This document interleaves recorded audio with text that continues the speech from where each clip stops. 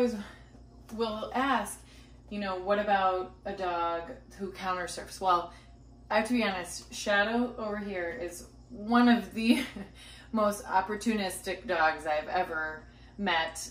She will put her paws up on anything. She loves to jump up on tables if she's given an opportunity. Counter surfing is one of our biggest issues here in my house.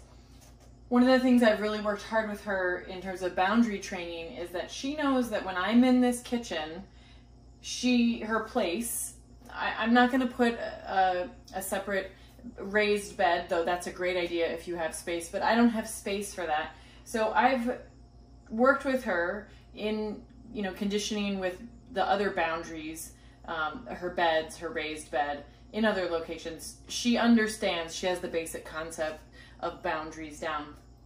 And then we were able to apply to this space here that rug over there is where she needs to be when I'm in the kitchen, when I'm working, because, you know, my house, my rules. I don't want her snatching things off the counter when I'm not looking. I don't want her right by me while I'm cooking. I don't want to have to put her in her kennel all the time. So it's really nice when we are working in our kitchen with food that she can know that that's her space. So the way that we did that, obviously we started with those basic boundary games, but then I started to just load value to this space here. So pop a little piece of food down. I can keep working on what I'm doing. I am actually making dinner tonight. Figured I would just do a little bit of documenting how this training has been so helpful to my life, to our family's life.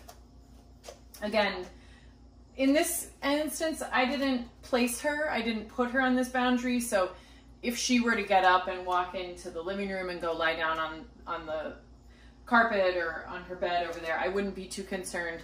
If I had asked her specifically to place in this area, I would be maybe a little bit more vigilant on monitoring the fact that she stays in this place.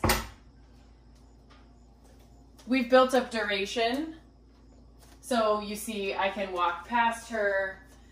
I was able to come over and open up the door.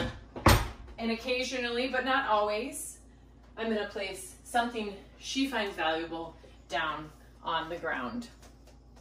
Again, reinforcing that it's not here, it's not the counters that she gets value, it's this space that I want her to be, which is away from me, it's controlled, she's not getting into mischief, I can see her, and that's one way of how I use boundary training in my real life all the time.